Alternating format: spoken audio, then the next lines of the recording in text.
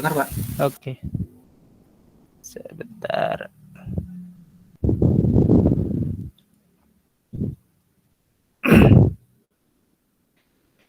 Oke, baik, kita mulai ke materinya. Untuk pertemuan ke-11, materinya penelitian kuantitatif dan kualitatif. Nah, nanti saya jelaskan yang kuantitatif saja, karena yang kualitatif itu biasanya untuk ilmu sosial. Jadi nanti saya kasih slide-nya, silakan dibaca sendiri untuk yang kualitatif. Oke. Di outline-nya riset kuantitatif deskriptif. Jadi nanti sifatnya deskriptif, mendeskripsikan data. Kemudian desainnya gimana? Desain untuk riset deskriptif. Kemudian ada riset korelasional. Kalau korelasional berarti ada dua variabel, kita cari hubungannya, korelasi. Kalau deskriptif ya bisa satu variabel, kemudian kita deskripsikan.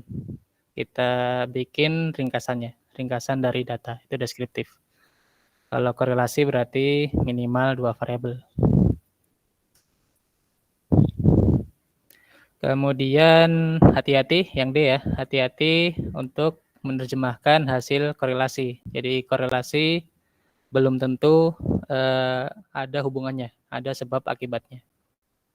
Kemudian pengaruh dari data. Jadi validitas dan reliability dari data itu berpengaruh terhadap hasil korelasi. Oke, nah penelitian kuantitatif ya dari namanya kuantitatif berarti ada suatu angka, suatu jumlah. Jadi melibatkan suatu variabel yaitu ciri tertentu berupa perhitungan angka atau kuantitas. Kemudian yang dihitung biasanya persentase, rataan, itu untuk statistika deskriptif. Kemudian chi-square, nah ini biasanya untuk hipotesis, dan juga perhitungan statistik lainnya. Nanti tergantung dari tipe datanya. Jadi perhitungannya itu mengikuti dari tipe datanya, tipe data variabelnya. Yang kemarin sudah kita bahas, ada tipe data kualitatif, yang data nominal, ordinal, dan ada data kuantitatif. Data interval dan data rasio. Kemudian penelitian ini bermaksud untuk memahami fenomena yang dialami oleh subjek, ya, misalnya perilaku, persepsi, dan seterusnya, secara holistik dengan deskripsi kata-kata. Nah, ada dua macam statistik. Statistik deskriptif ini hanya mendeskripsikan datanya. Jadi ada banyak data. Kalau banyak kan kita susah untuk melihat polanya. Jadi kita simpulkan dari data tersebut deskripsinya. Biasanya yang paling gampang rataan, kemudian sebarannya seperti apa, variasi datanya. Kemudian statistika inferensi. Nah, ini sudah masuk ke menyimpulkan. Jadi dari data itu kita simpulkan maksudnya apa untuk mengambil keputusan.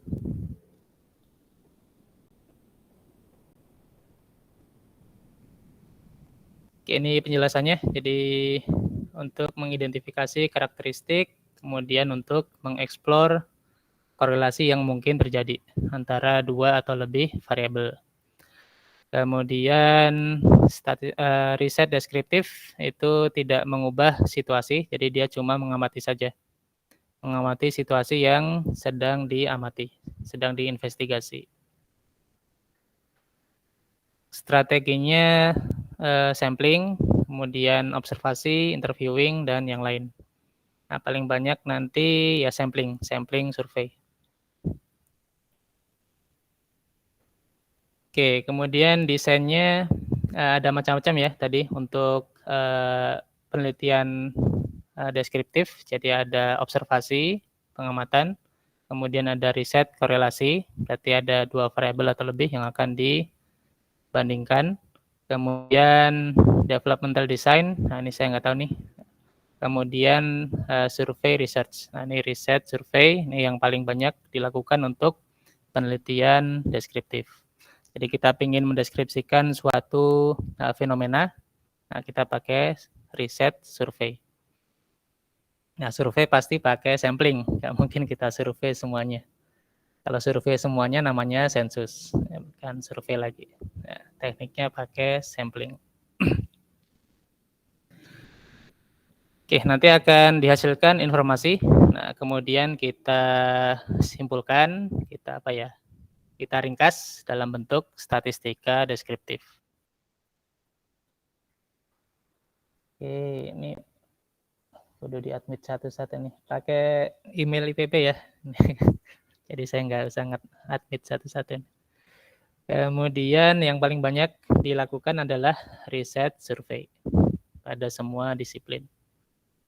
Jadi kita tentukan populasinya, kemudian kita ambil sampel untuk disurvei. Oke, untuk matriksnya, nah, ini untuk statistika deskriptif. Yang pertama adalah titik tengah kecenderungan. Jadi datanya itu cenderung ngumpul di mana. Nah, itu titik tengahnya di mana. Di istilahnya point of central tendency. Nanti ada macam-macam ya untuk ngitungnya, tergantung dari jenis data. Kalau jenis datanya nominal, berarti kita pakai mode. Ya, contoh nominal berarti apa ya? Kategori.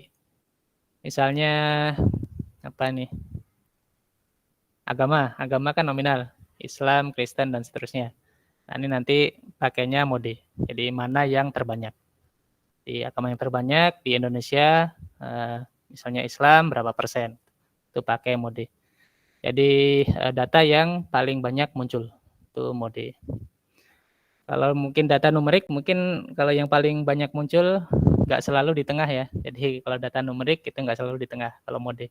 Tapi untuk data nominal ya cocoknya pakai mode. Cari data yang paling banyak muncul. Contoh lagi apa ya? Ada yang bisa ngasih contoh data nominal?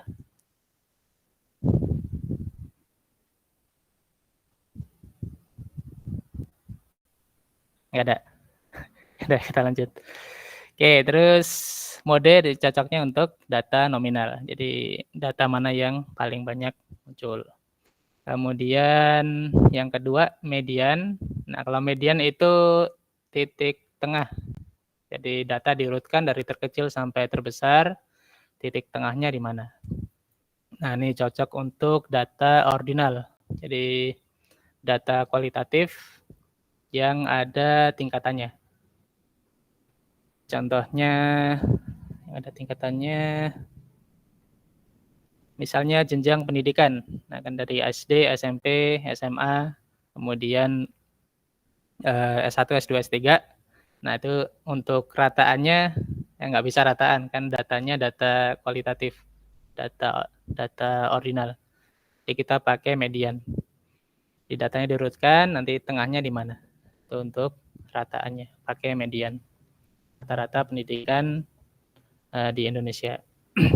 Kalau pakai min ya mungkin bisa ya. Jadi nanti dikodekan misalnya SD itu 1, SMP 2, dan seterusnya. Nanti rataannya kan ada koma-komanya. Nah, itu kurang cocok.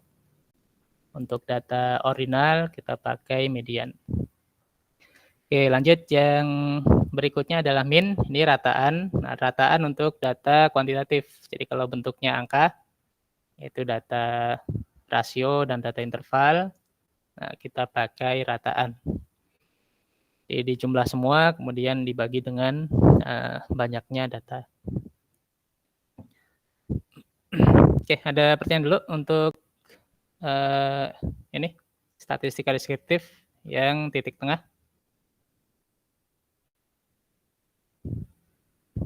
Gampang ya. Jadi untuk data nominal ya pakai mode.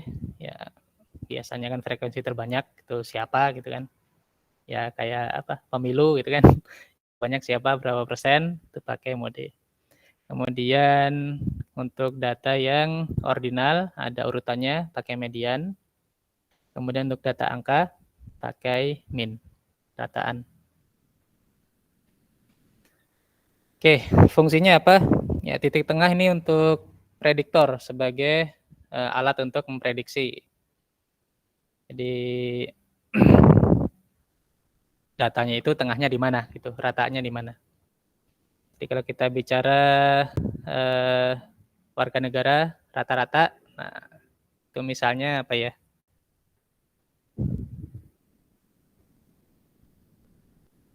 Misalnya tinggi badan. Nah, tinggi badan orang Indonesia rataannya berapa? Ada yang tahu nggak? Tinggi badan orang Indonesia laki-laki 150 bukan Pak? 150. Itu kalau laki-laki perempuan ya. Kalau laki-laki 162 mungkin Pak. 62 pendek amat. Masa sih? Coba searching. Ya anggap aja 165 gitu ya. 165. Nah, saya orang Indonesia. Berarti kalian bisa nebak saya tingginya ya sekitar 165 gitu. Ya aslinya kan 168 atau 170. Jadi meleset-meleset dikit. Tapi untuk kerataan itu sebagai prediktor. Jadi dari populasi ratanya berapa, kita bisa prediksi salah satu individu dari populasi tersebut.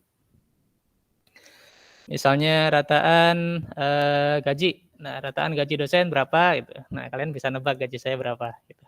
Kan dari rataan. Ya, mungkin ada yang pencilan tapi kan itu sedikit. Nah, banyaknya ngumpul di rataan. Atau misalnya kalian mau cari pekerjaan, ya searching dulu rata-rata gaji dari pekerjaan tersebut. Nah, yang ratanya tinggi. Gitu. Untuk memprediksi. Oke. Jadi bisa untuk memprediksi karakteristik kebanyakan dari populasi tersebut.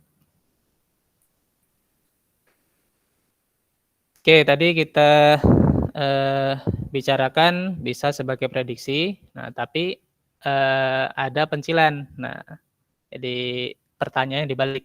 Jadi pertanyaan dibalik. Jadi kita melencengnya seberapa jauh dari prediksi tersebut. Nah, nanti untuk menghitungnya pakai dispersi dan deviasi. Dispersi itu pakai range, jangkauan. Datanya itu range-nya dari mana sampai mana, minimum, maksimum. Kalau deviasi nanti ada formulanya sendiri. Jadi kalau datanya mengumpul di tengah, berarti deviasinya kecil. Gitu. Jadi untuk tebakan kita berarti apa ya? Ya banyak benernya kalau deviasinya kecil. Kalau deviasinya gede, ya berarti tebakan kita bisa salahnya bisa gede juga.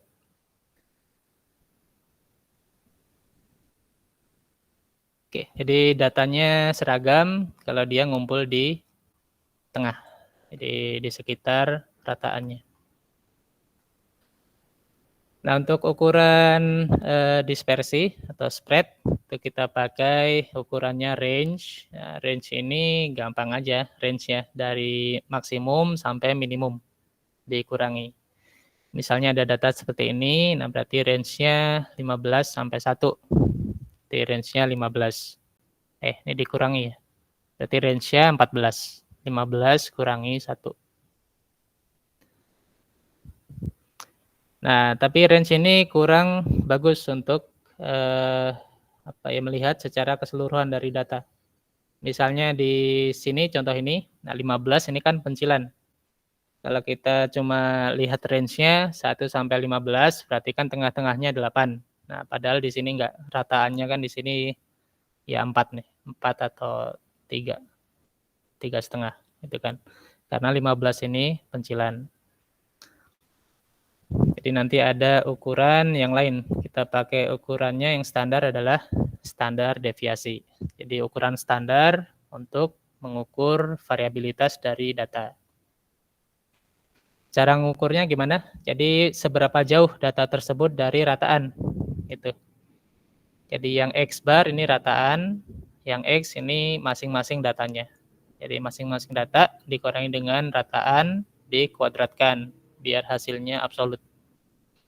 Terus dijumlah, kemudian bagi dengan jumlah datanya, N untuk populasi atau N-1 untuk sampel, kemudian di akar. Itu dapat standar deviasi. Kalau di Excel tinggal pakai formula aja, STDEV untuk sampel atau populasi. Kalau untuk sampel N-1, kalau untuk populasi ini pembaginya N. Gitu. Jadi tergantung datanya. Kalian sampling atau semuanya. Kalau semuanya berarti populasi. Kalau sampling hanya beberapa aja, berarti kita pakai formula yang ini, N-1. Selain standar deviasi, ada juga varian. Kalau varian nggak usah diakar. Gitu. Atau standar deviasi dikuadratin lagi. Itu varian.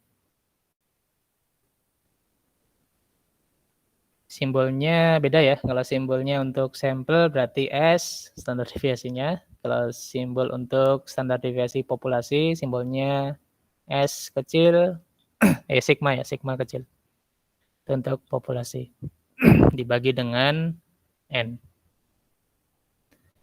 Oke, jadi range ini kurang mewakili data. Jadi untuk yang ukuran standarnya pakai standar deviasi. Nah, untuk uh, di diagram grafik, nah biasanya kalau kita diagramnya rataan, nah cuma titik aja tuh.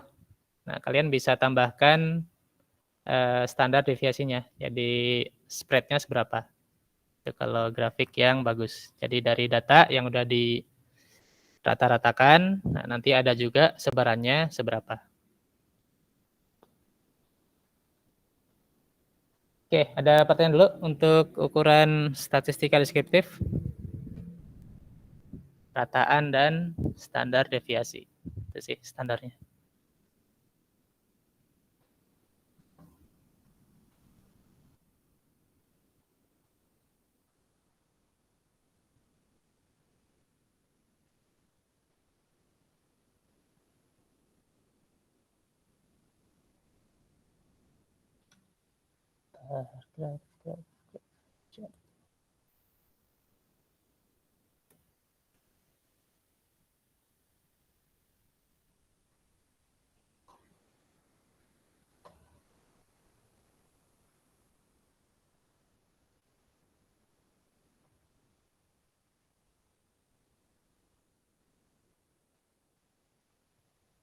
Oke, saya carikan dulu grafik yang nggak cuma rataan.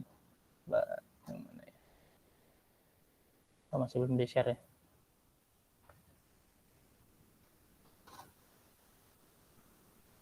Stop presenting.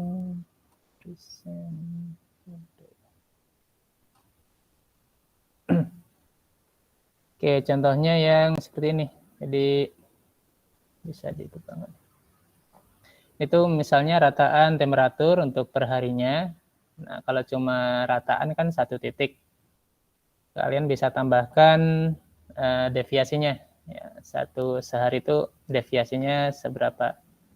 Atau kalau di sini biasanya range-nya maksimum minimum. Ya, tergantung dari kalian mau nampilin range atau standar deviasi. Kalau standar deviasi ya atas bawah sama berarti. Kan nilainya satu standar deviasi itu. Kalau range bisa tambah tinggi lagi atau tambah rendah lagi karena ada pencilannya. Nah, ini contohnya nih. Jadi jangan cuma ditampilkan rataannya aja. Ini kan rataan nih untuk tiap jam ya. Nah, jam misalnya jam 9 itu suhunya segini rataannya.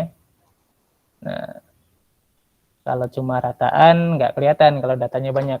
Kalian tampilkan juga standar deviasinya. Nah, yang ke atas ke bawah. Jadi kita bisa lihat untuk suhunya berkisar dari sekian sampai sekian.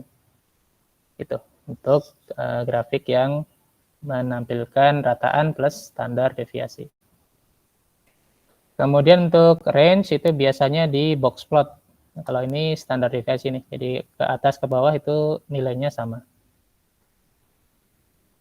Kalau yang box plot itu seperti ini, box plot. Ini lebih lengkap lagi, jadi ketahuan minimum maksimum, kemudian kuartilnya.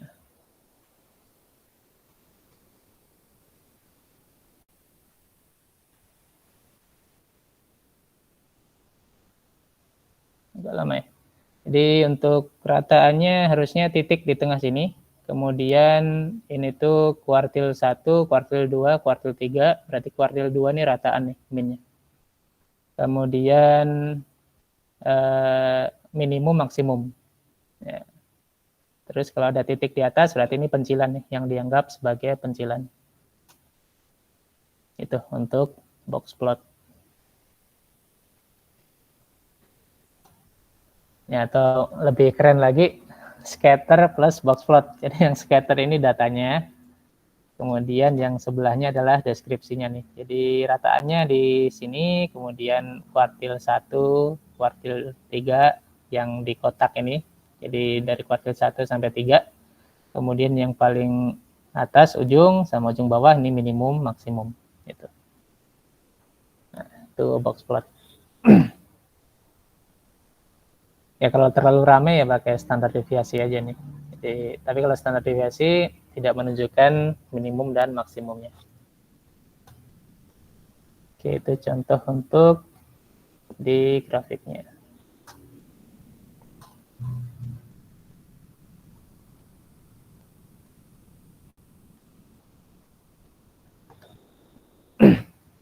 Oke, lanjut ke riset korelasional. Jadi untuk korelasi berarti ada dua variabel atau lebih. Kita cari hubungannya. Kalau ada korelasi berarti jika satu variabel naik, maka variabel yang lain akan terpengaruh, itu naik atau turun. Kalau naik juga berarti korelasi positif, kalau yang satunya malah turun berarti korelasi negatif.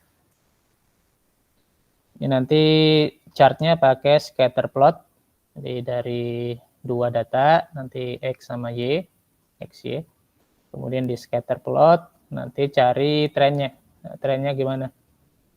Jadi trennya yang garis ini. Nah, itu hasil regresinya. Jadi dapat formulanya. Jadi kalau X-nya naik satu satuan, maka Y-nya akan naik ke 0, berapa nih? 0,663 itu kali. Nah, ini formulanya. Ini formula secara umum. Ya mungkin kalau kita lihat scatternya kurang ya, jadi kurang memuaskan untuk scatter plot untuk mendekati garis ini. Nanti dihitung juga errornya. R kuadratnya berapa? Itu ukuran errornya. Error itu ya dihitung aja jarak tiap titik ke garis tersebut. Errornya berapa? Kalau errornya besar ya berarti korelasinya kurang begitu bagus. Oke. Nah, yang ini penjelasannya untuk korelasi yang simple itu dua atau lebih variabel dibandingkan. Kemudian nanti akan dihitung koefisien korelasi yang di sini nih. Nah, yang 0,663 ini koefisien korelasinya. Kalau apa ya? Sempurna ya kan? Kalau berhubungan sempurna berarti korelasinya 1. Itu berarti berbanding lurus. Kalau yang kebalikan berarti min 1. Jadi berbanding terbalik. Jadi kalau plus 1 itu lurus, ini diagonal ke atas. Kalau minus berarti apa ya istilahnya? Gradiennya ke bawah, minus 1. Berarti perfect gitu. Terus kalau tidak berhubungan berarti R-nya mendekati 0. Kalau mendekati 0 berarti lurus-lurus saja. Berarti yang satu naik, variabel yang sebelahnya nggak berubah. Itu berarti nggak ada korelasi, nggak ada hubungan. Oke, terus untuk alatnya kita bisa pakai scatter plot untuk mengamati secara visual hubungan antara dua variabel. Terus, nah kita amati diagonalnya, garis diagonal yang apa ya, yang kita tarik dari titik-titik yang ada. Gitu. Ya, di sini kan nggak kelihatan, cuma kita bisa tarik secara kasat mata nih. Nah, ada hubungan antara, kalau di sini contohnya umur dari suami dengan umur dari istri. Nah, mungkin umur saat menikah nih ya, atau enggak tahu. Jadi kalau kita bisa tarik garis, berarti ada hubungannya. Kalau seperti ini berarti hubungannya positif, gradiennya positif. Kalau berkebalikan berarti hubungannya negatif. Bertolak belakang. Kemudian tadi yang perfect berarti R-nya 1, gradiennya 1. Kalau berkebalikan perfect, gradiennya minus 1.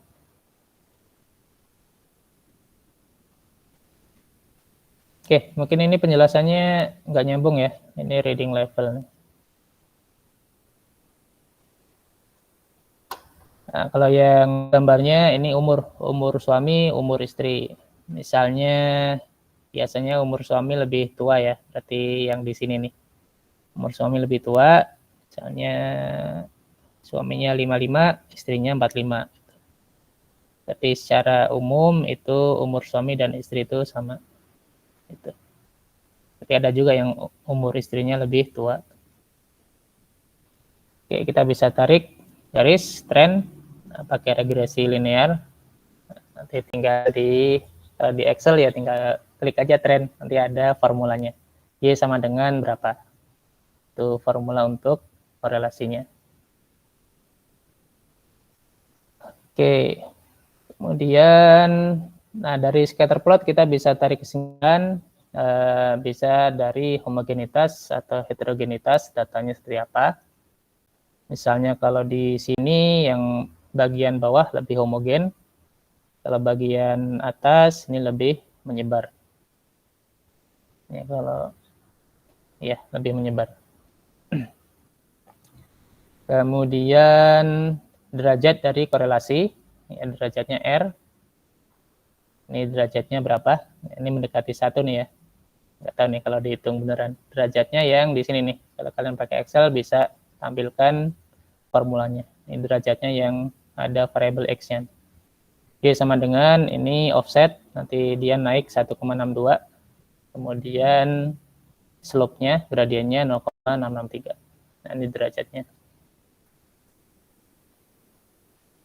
Kemudian kita bisa menerjemahkan data. Jadi ya diterjemahkan aja. Kalau seperti ini berarti umur suami itu ya, secara umum sama dengan umur istri. Oke. Nah, tapi nggak semua korelasi itu ada hubungan sebab akibat. Jadi nggak semua korelasi ada hubungan sebab akibat. Bisa sebab akibat kalau ada penghubungnya, ada apa? Ada linknya antara variabel A dengan variabel B.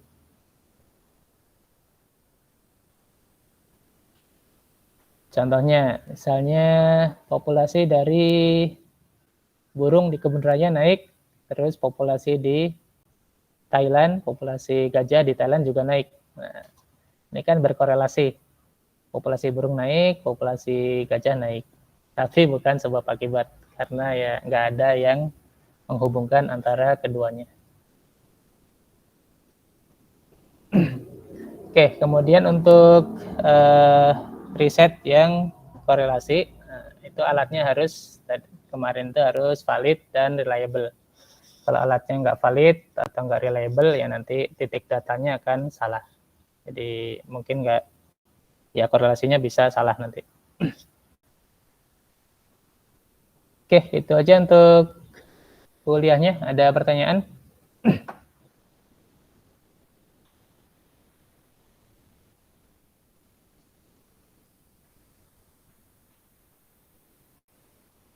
Silakan jika ada pertanyaan.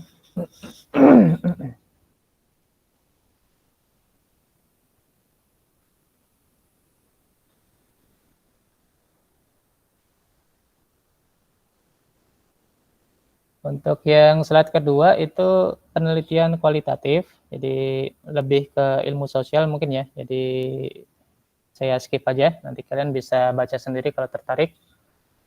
Itu tentang penelitian kualitatif. Kalau yang di Ilkom biasanya penelitiannya kuantitatif.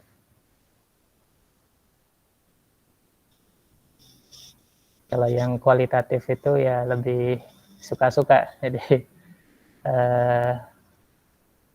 ya lebih ke ilmu sosial.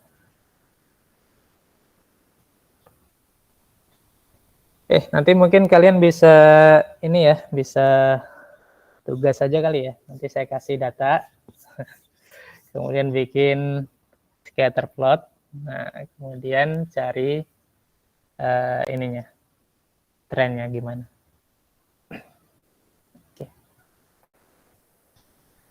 Oke, kalau nggak ada pertanyaan, sampai sini aja. Terima kasih. Assalamualaikum warahmatullahi wabarakatuh. Waalaikumsalam warahmatullahi wabarakatuh. Terima kasih banyak, Pak. Terima kasih, Pak. Iya, sama-sama.